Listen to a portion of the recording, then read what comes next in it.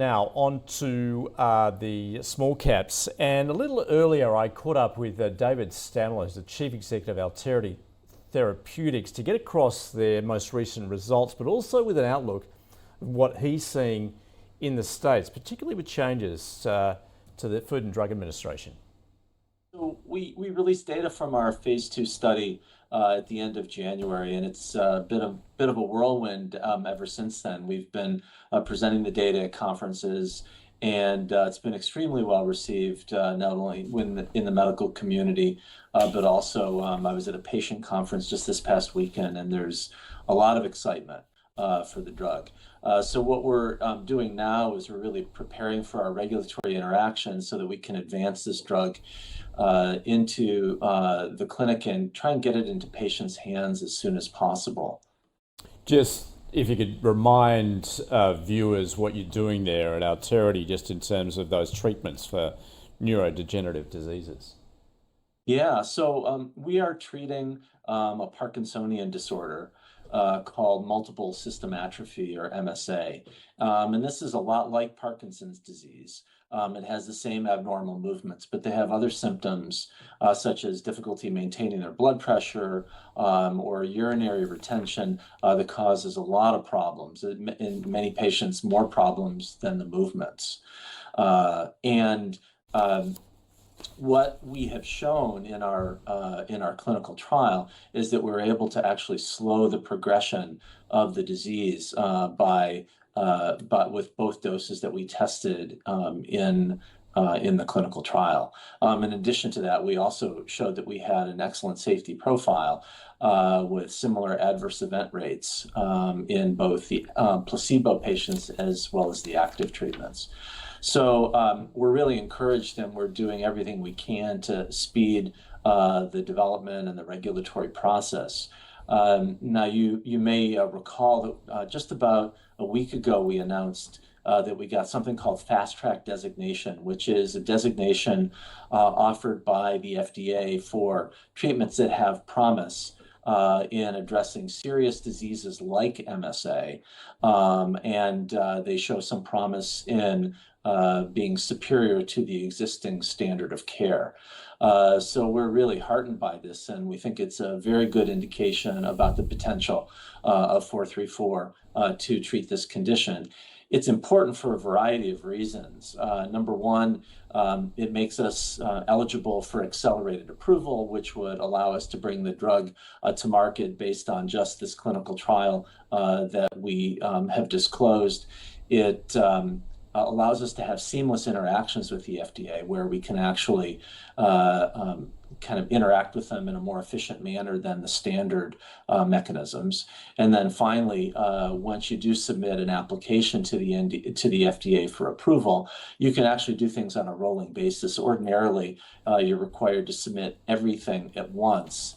So you kind of have to wait for that last piece of data. So with a fast track, you can actually do something called a rolling application, which allows you to have them review your application piecemeal, which ultimately can lead to a more rapid approval. So obviously, we really want to get in front of the FDA and discuss this as quickly as possible, but we're optimistic, and we're looking forward to those interactions. David, this timing of this designation is interesting, isn't it? Because there's a lot of change going on at the FDA at the top there. Does that complicate the issue for you? Is there a degree of uncertainty, particularly given the leadership transition of the FDA?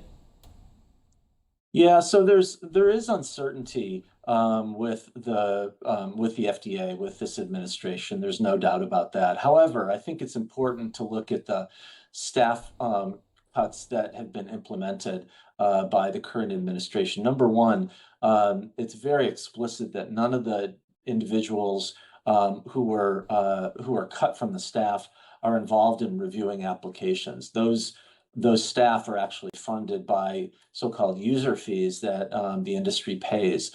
So those individuals were not affected, and so far we have not seen any effect, any slowdown in the FDA's review process.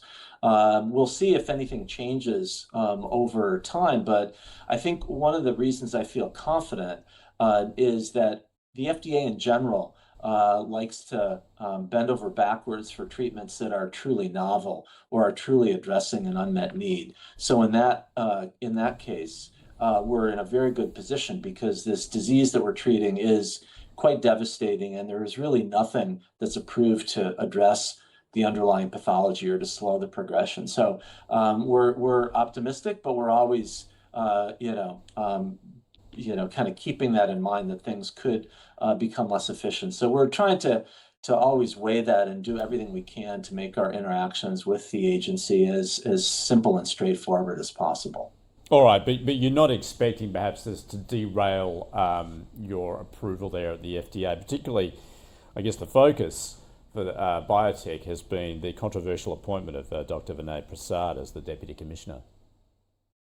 Yeah, so Dr. Prasad was appointed to head up the biologics division of the FDA, not the drug division. So we are in the drug division, and there have been no changes there. I think changes within the biologics division really has more to do with RFK Jr.'s role and the uncertainty that he has created surrounding vaccines. And I think that's why this new individual that's come in to head up the biologics division could affect that development and approval process by the FDA. We don't anticipate any impact on the drug review process for our drug, which is a small molecule, not a biologic. David, do you see any implications as far as President Trump looking to levy pharmaceuticals, particularly have implications outside the United States by looking to cut prices within the United States? Yeah, I see that he's suggested that, and like many things he has suggested, it tends to be an overreach. In this case, he can't just do that unilaterally without the approval of Congress. So I think, as we've seen with the tariffs, there's a lot of reaction, there's a lot of scare, and then once reality hits home, things are really kind of adjusted and kind of brought into a normal perspective. So I think it's good politics. I have no idea whether or not there's going to be consistent congressional approval for doing something like that. It took decades to get any movement on drug pricing, and the Biden administration was able to negotiate that for just 10 drugs. So I don't think President Trump is going to be able to just wave a magic wand and make this happen. All right, David, let's just refocus then on your own company. How are your financials looking, particularly as you're getting through the trial process? Yeah, we're in a great financial position. We raised on the heels of our phase 2 data, $40 million, and that was disclosed in our most recent quarterly cash flow report.